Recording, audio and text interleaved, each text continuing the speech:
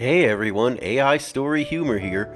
For this Christmas Eve episode, let's try to imagine what it would be like if Santa Claus was interviewed on what I'm parodying, the Roe Jogan Interference podcast. All parody information is in this video's description. Let's begin! Alright, we're live on Christmas Eve of 2025. My guest today is, believe it or not, Santa Claus. That's your name, right? Just Santa Claus?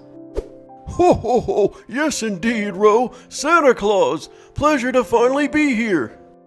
Okay, first of all, wild start already. So, Santa, can I call you Santa? Of course, everyone does! Alright, I gotta ask you something, man. Why do most people not believe in you? Well, Ro, belief is something that fades as people grow older. Adults become busy, distracted. Or they realize there's no way a dude in a red suit is speedrunning the planet in one night. Ho ho ho! It's not about logic, Ro. It's about spirit. See, that's always the move. When something doesn't make sense, you guys go, it's about the spirit. That's what cult leaders say. I prefer symbol of generosity.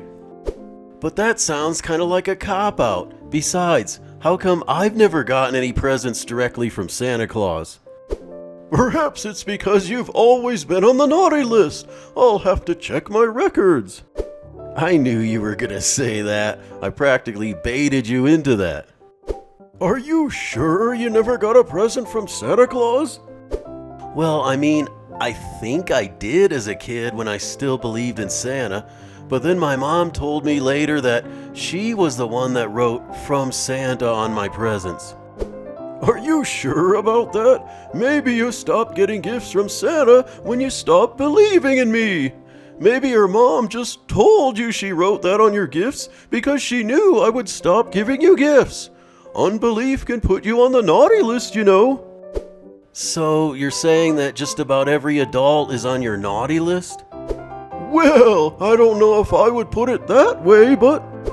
But what? We all age out of Santa's good list? We're put on his naughty list by being bad kids, but also by being mature? It sounds more like you're giving people an excuse not to believe in you so that you can put them on your naughty list for not believing in you. Is that because you can't fulfill the demand if adults were included? Have there been cutbacks in the elf workforce for like centuries, and you're just trying to figure out a way to make it sound less like it's your fault or something? Not at all! Santa just prefers that people believe in him if they want presents in return. You sound like you're promoting some kind of counterfeit Christianity, yet I'm less compelled to believe in you than in the idea that Jesus rose from the dead. Okay, let's not get into religious discussions. You started it when you talked about requiring faith to get presents from you. Okay, forget who started it. Let's move on. Right, so what are you exactly? Like, are you a guy? A concept? A tulpa? I am a jolly old elf who lives at the North Pole and delivers gifts to children all around the world every Christmas Eve. Okay, see, right there. Jolly old elf is doing a lot of work in that sentence. Well, it's accurate. Is it though? Because you look like a retired strongman who got really into baking. So, delivering gifts, that's your job? Yes, I bring joy, wonder, and carefully selected presents to every good child on Earth. Every child? In one night? Correct.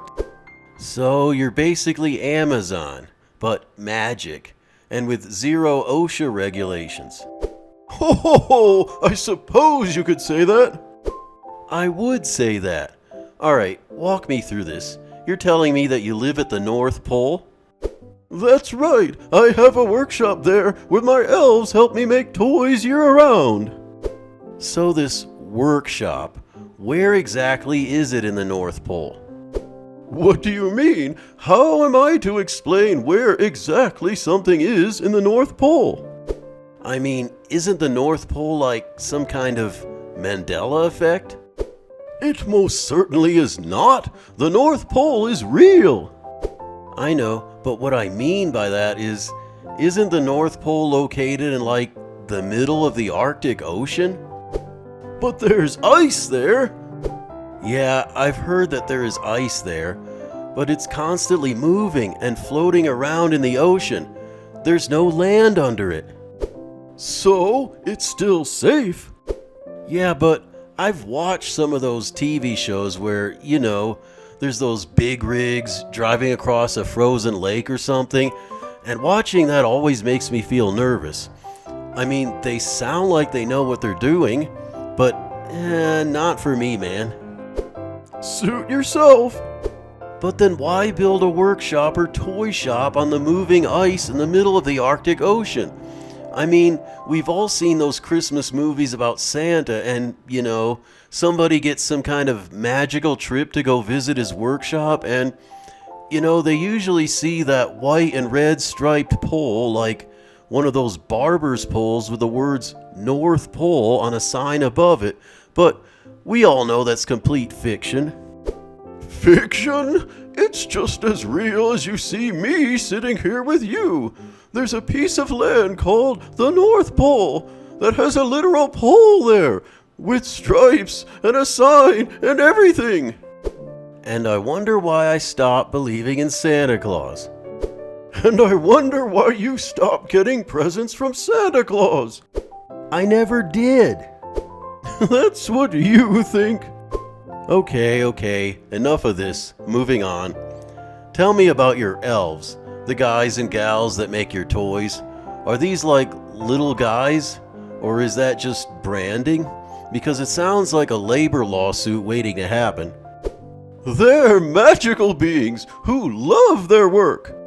That's exactly what every CEO says right before a documentary drops. They're very happy, Roe. I'm sure they are. So what do you do all year? Because Christmas is just one night. What are we talking, 364 days of prep for one all-nighter? Planning, toy design, list management, checking it twice. Yeah, let's talk about the list again. You're keeping a global database of children's behavior? Only naughty or nice. That's still surveillance, man. You ever heard of Edward Snowden? Ho, children should behave. That's what the government says. I'm not the government. You kind of are, though. You decide rewards, you monitor behavior, you operate outside any national jurisdiction. I answer only to the spirit of Christmas. That's exactly what a shadow organization would say. Bro, I simply bring presents. Okay, but let's be real. You break into people's houses. I enter through the chimney. That's still breaking and entering.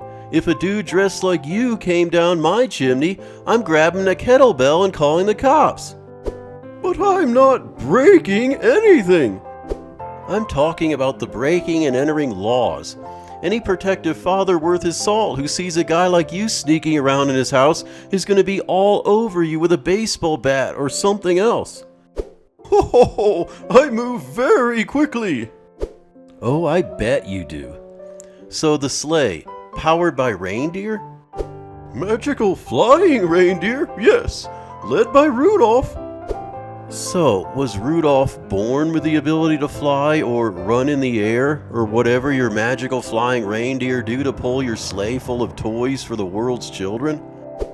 Well, remember, only the nice children get presents from Santa, so it's not the entire world's children. Yeah, I get that. Anyways, how does Rudolph fly? Is it in him, or in your magical sleigh that allows Rudolph and the other reindeer to fly? If I were able to explain how magic works, then it wouldn't really be magic, right?